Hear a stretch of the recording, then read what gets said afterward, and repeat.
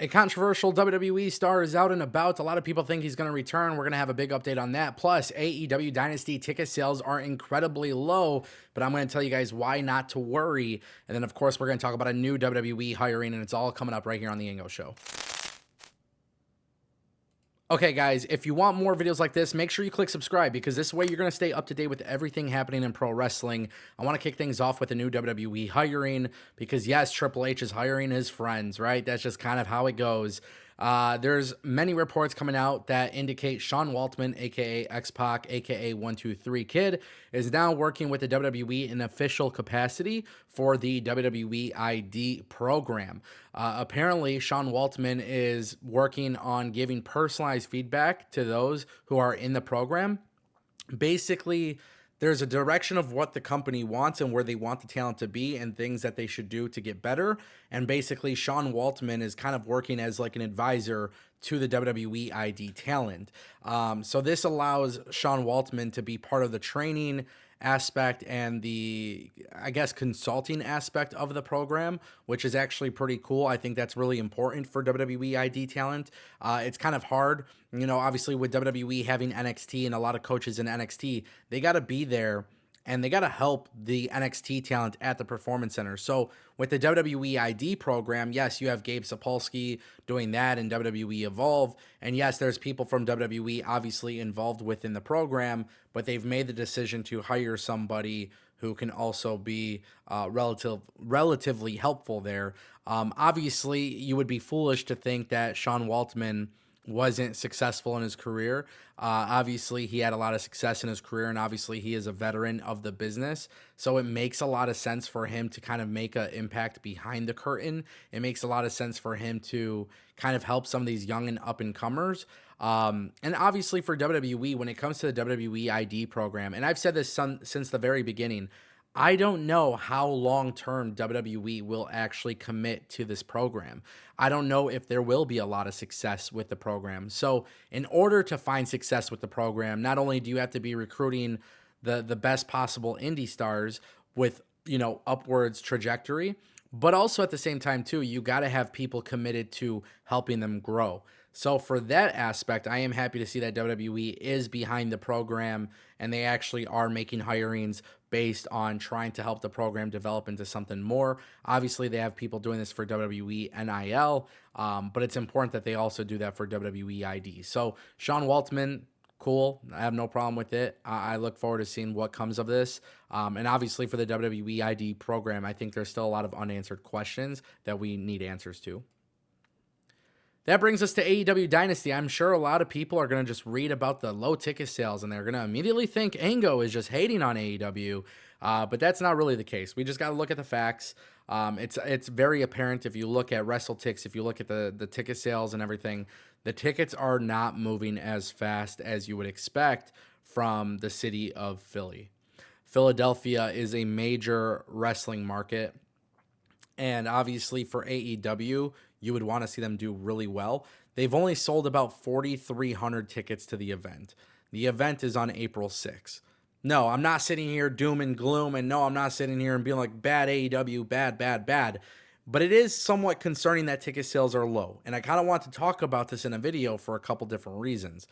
AEW Dynasty, right now as it stands, has a couple great matches already booked for the show. And these matches that are booked for the show include really good storylines, to be honest. Like the Megan Bayne Tony Storm thing is a very good storyline.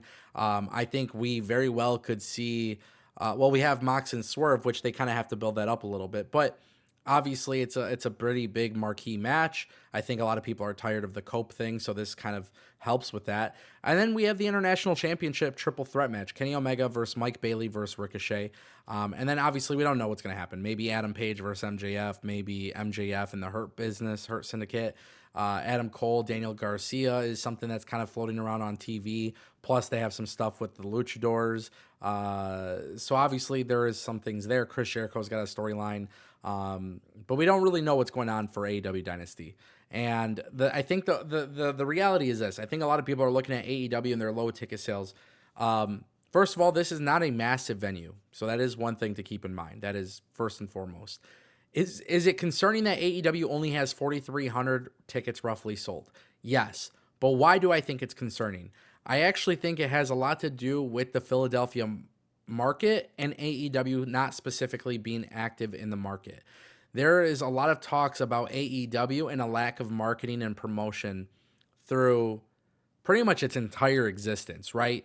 WWE is a PR machine, and I think AEW hasn't necessarily figured that out.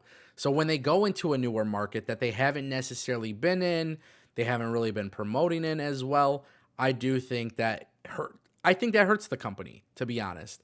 I feel like these last few weeks of AEW programming have been relatively good. Not perfect, not great, but they've been relatively good. And AEW pay-per-views always do extremely well. So for me, what I'm thinking is going to happen here is that AEW will have a late surge of tickets as we get closer, but they do need to do a better job of marketing, and that's a big issue in the company, and that's been one of the biggest issues that they've had for a very long time. Good or bad product, it doesn't matter. Marketing matters. All right, guys, we got to talk about Brock Lesnar. He's out and about, and a lot of people are talking about this. Obviously, we have to bring you this update because we've been following along for a very long time regarding the Vince McMahon allegations and the Janelle Grant lawsuit.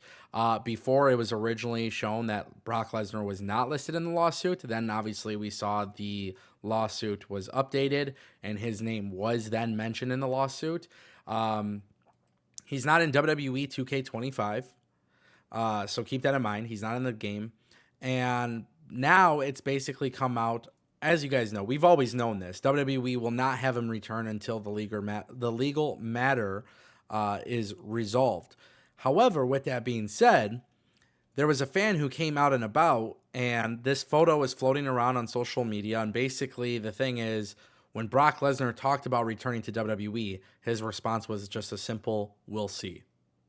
So WWE and Brock Lesnar kind of tiptoe around this. And obviously, it's a legal situation. There's allegations being thrown around. WWE is being careful. I understand that. But I do think what is interesting about this particular situation is that even if Brock Lesnar gets cleared, free and clear from all these allegations, I think the damage may have already been done. And that's what makes this so controversial, is because if Brock Lesnar doesn't return now, but then eventually gets cleared, I do think it is going to still be met with some very weird response from the fans. And I think that is problematic. And I think for WWE, Brock Lesnar's chilling, bro. Brock Lesnar made a lot of money, right? But for WWE, you kind of have to look at it like, do you really need Brock Lesnar on your show? I think that's a very serious question to ask. I think that's a very legitimate question to ask. And then if I'm WWE, would I be looking at maybe creating my next Brock Lesnar, right? You have Obafemi in NXT, who is incredible. Maybe there's an opportunity there, right? This is going to be a very, very long ball game. But it will be very interesting to see what happens. He says we'll see. WWE says Brock does what he wants. There's really no clear-cut answers on this, but it's very obvious WWE is staying away from Brock. Ladies and gentlemen, that is the Ango Show. Thank you so much for watching.